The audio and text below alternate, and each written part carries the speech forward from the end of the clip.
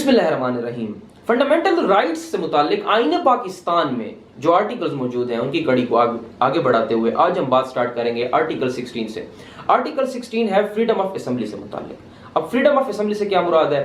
مطلب یہ ہے کہ پاکستان کے ہر ایک شہری کو یہ حق حاصل ہے کہ وہ کہیں پہ بھی پیسفلی لافلی گیدرنگ کر سکتے ہیں،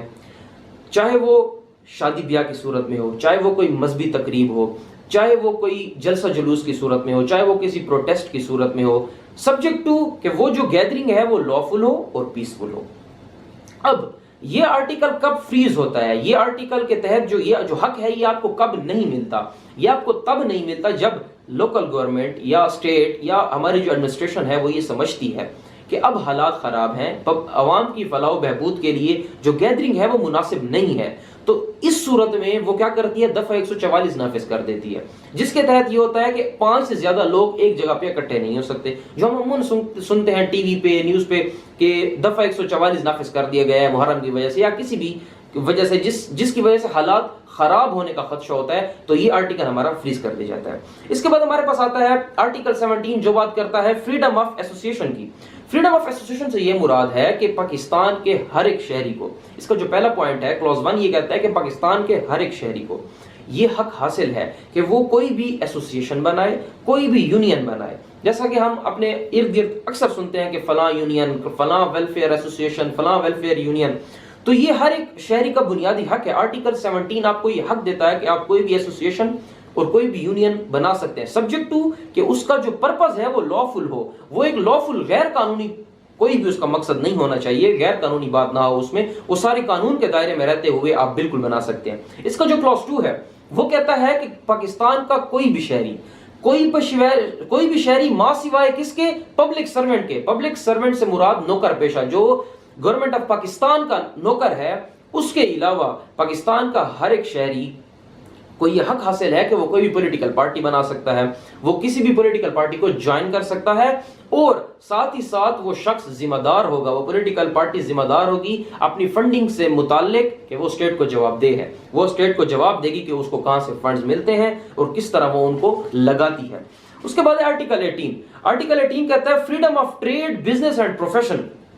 یعنی پاکستان میں موجود ہر ایک شہری کو یہ حق حاصل ہے کہ وہ کوئی بھی لافل، کوئی بھی قانونی تجارت کر سکتا ہے، کوئی بھی قانونی کاروبار کر سکتا ہے، کوئی بھی قانونی پروفیشن جوائن کر سکتا ہے۔ قانونی سے مراد یہ کہ وہ کاروبار، وہ تجارت، وہ پروفیشن جن کو پاکستان کے لاز ریکگنائز کرتے ہیں، جن کو پاکستان کے لاز جو ہے وہ ایکسپٹ کرتے ہیں اور جن کی وہ اجازت دیتے ہیں، یعنی کوئی غیر قانونی آپ کاروبار نہیں کر سکتے، منشیات کا کاروبار آپ نہیں کر سکتے، اس طرح اور باقی جو انلیگل کاروبار ہیں وہ آپ نہیں کر سکتے۔ اس کے علاوہ جو بھی لیگل کاروبار ہیں وہ ہر ایک شہری کو یہ حق حاصل ہے آرٹیکل 18 کے تحت کہ وہ کاروبار کر سکتا ہے، وہ کوئی بھی پروفیشن جوائن کر سکتا ہے اور اس سے اس کو کوئی بھی نہیں روک سکتا۔ اور بیسیکلی جب میں پچھلی ویڈیو میں نے یہ بات کی تھی کہ یہ جو رائٹس ہیں یہ ہمیں اسٹیٹ کے خلاف موجود ہیں، یعنی جو اسٹیٹ ہے وہ ہمیں اس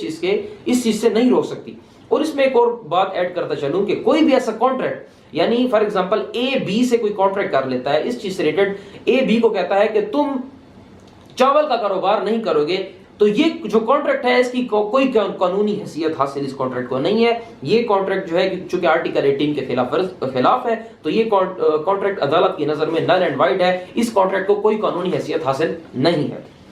اس کے بعد ہے آرٹیکل 19 جو بات کرتا ہے فریڈم آف سپیچ کی، امپورٹنٹ آرٹیکل ہے۔ اب فریڈم آف سپیچ سے مراد کیا ہے؟ فریڈم آف سپیچ سے یہ مراد ہے کہ پاکستان میں موجود ہر ایک شہری کو یہ حق حاصل ہے کہ وہ اپنے خیالات کا اظہار کرے، اب وہ چاہے لکھ کے کرتا ہے، چاہے وہ بول کے کرتا ہے، چاہے وہ ویڈیو کے تھرو کرتا ہے، کسی بھی میڈیم کے تھرو پاکستان کا ہر ایک شہری اپنے خیالات کا اظہار کر سکتا ہے۔ لیکن اس کا یہ قطعاً مطلب نہیں ہے، اسی آرٹیکل میں فردر بتایا گیا کہ اس کا قطعاً یہ مطلب نہیں ہے کہ وہ کسی مذہب کی توہین کرے، وہ پاکستان کی انٹیگریٹی یعنی پاکستان کی سالمیت کے خلاف بات کرے، وہ پاکستان کے کسی ادارے کے خلاف بات کرے، یا پاکستان کے کسی اور کنٹری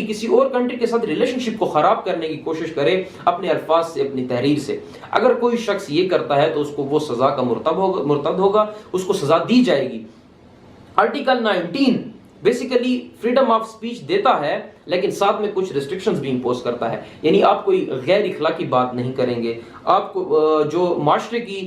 डिसेंसी है या मोरालिटी है उसको खराब नहीं कर सकते। उसके बाद आर्टिकल 20 जो कहता है freedom to profess religion and to manage religious institutions. अब आर्टिकल 20 जो है वो हर एक शहरी को ये हक देता है कि वो कोई भी मजहब इख्तियार कर ले, चाहे वो मुसलमान रहना चाहता है, चाहे वो हिंदू रहना चाहता है, चाहे वो ईसाई रहना चाहता है, जो मजहब उसकी मर्जी, जो मजहब वो इख्तियार करना चाहे वही मजहब वो इख्तियार कर सकता है। और साथ ही साथ उस मजहब की पाकिस्तान में तबलीग भी कर सकता है, और साथ ही साथ उस मजहब से रिलेटेड जो रसूमात हैं वो भी अदा कर सकता है। ये आर्टिकल 20 उसको ये हक देता है कि वो जो भी लॉफुल उसके रसूमात हैं वो उनको पाकिस्तान में रहते हुए अदा कर सकता है और अपने उस मजहब की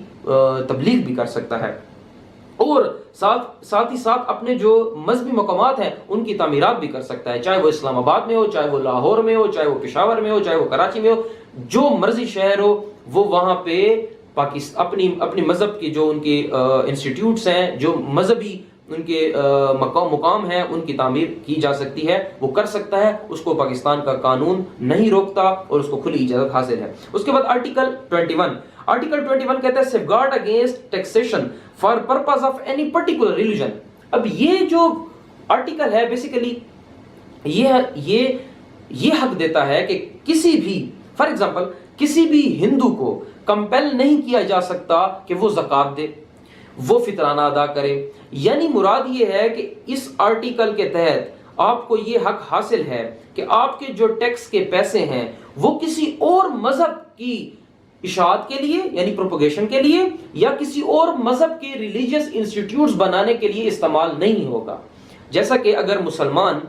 एक मुसलमान कोई टैक्स अदा करता है, ज़कात देता है या फिर फितराना देता है, तो उसके फितराने और ज़कात का पैसा उसी ही के मज़हब से रिलेटेड रसूमात में लगाया जाएगा, उसी ही के मज़हब के रिलेटेड जो चीज़ें हैं उनमें इन्वॉल्व किया जाएगा, न कि मंदिर बनाने में, न कि गिरजाघर बनाने में इस्तेमाल होगा। इसी तरह अगर एक हिंदू से जो टैक्स कलेक्ट किया जाता है या एक ईसाई से जो टैक्स कलेक्ट किया जाता है वो पैसा मस्जिद बनाने में नहीं लगाया जा सकता। यह आर्टिकल 21 जो है वो इस चीज के तहफ़्फ़ुज़ और इस जो आपके पैसा है उसको तहफ़्फ़ुज़ फराहम करता है, उसको प्रोटेक्ट करता है। बाकी आर्टिकल 22 से लेके 28 तक हम नेक्स्ट वीडियो में बात करेंगे। तब तक के लिए खुदा हाफ़िज़।